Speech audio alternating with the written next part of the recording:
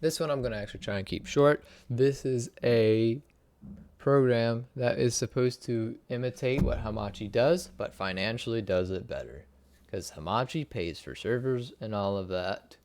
Um, and I think they pay for a big old block of IPs. This one uses peer to peer, so you don't need to use that, but this isn't finished. And I don't know if there's really a protocol accepting way of doing it completely. So initially, I tried doing this using DHCP requests to the DHCP server to release a second IP. You would use this second IP to as effectively the thing you are connecting to. So you're adding like a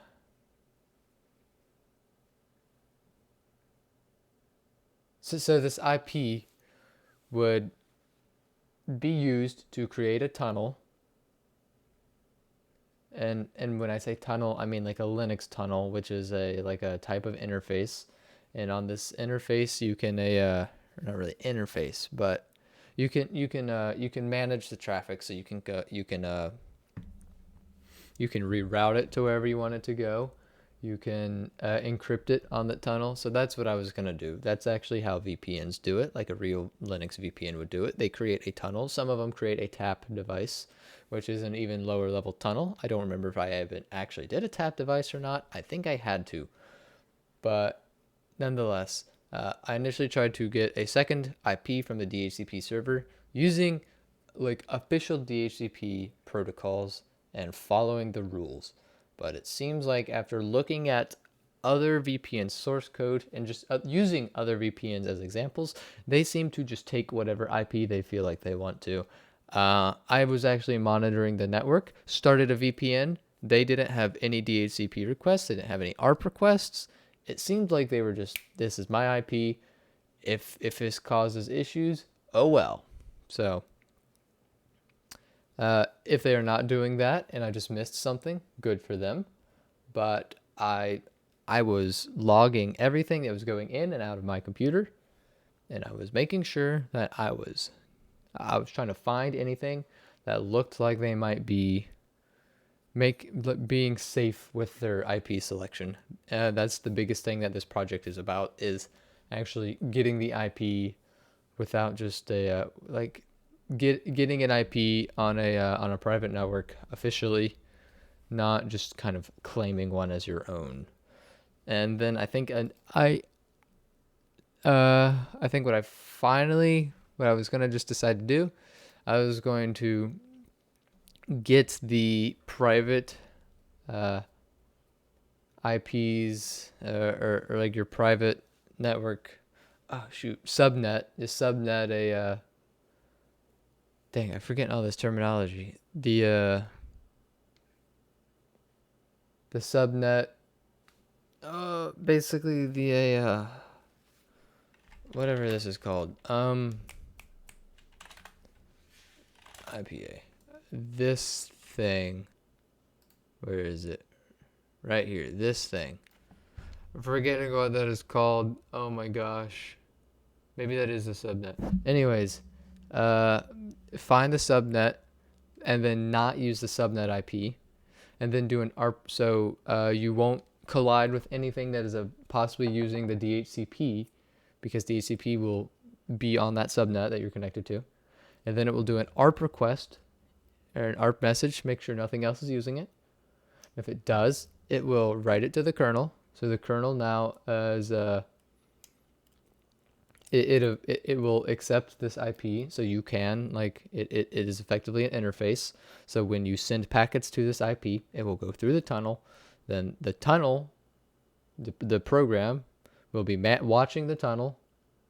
That will encrypt it, send it where it needs to go. That's what I was trying to do. And I was trying to do this with DHCP options and whatnot. I couldn't figure out a way to get it to work. And it's possible that not all routers support it. And it's possible that the router I'm using is too old where it doesn't support the newer The newer protocols, which sucks. But anyways, this is again more of the idea, and this could be a real program. And it's not even that big of a program. Very simple to set up, like not even that many lines to write, honestly. Like it's not that much. So just a quick overview. It opens here it will open an interface. So this doesn't actually open the interface. This gets all the IPs that actually exist on the current computer. This loops through them. Don't remember what I was doing this for. I wrote this a while ago. Again, I wrote all these a while ago. But the point being, here we actually create the DHCP packet. We could get a discover, a request, a least query. My router does not seem to support least querying, or I was just not doing it correctly. But I tried so many different things to try and get a least query working. But I'm just gonna say my router doesn't support it. And I am working at a lower level, I will say. So yeah, socket raw, and I'm working at packet, which means I'm working at the Ethernet level. So I'm pretty much working at the lowest level possible when it comes to these sort of things. So here you set up the Ethernet header, then you set up the IP header, then you set up the UP header, and then this is where you actually create the DHCP, set up like the main DHCP. So like the IPs and the DHCP message, the type of message it's going to be, all that sort of stuff. And then I created a function where you can add DHCP options to a character array. That's how you send data using sockets. You give it character arrays. So we were just appending it to this pretty much, but you're not writing over unused memory, because you're making sure, because here you're giving it a buffer size of 150. So that's actually like the biggest MTU for Ethernet possible. So it's like realistically you can't even go over that. Excuse me. Oh my. But that's what I wanted to do. This I might actually continue working on one day, because this is fun, and this could be a real product if someone wanted it. This could be a real product for certain.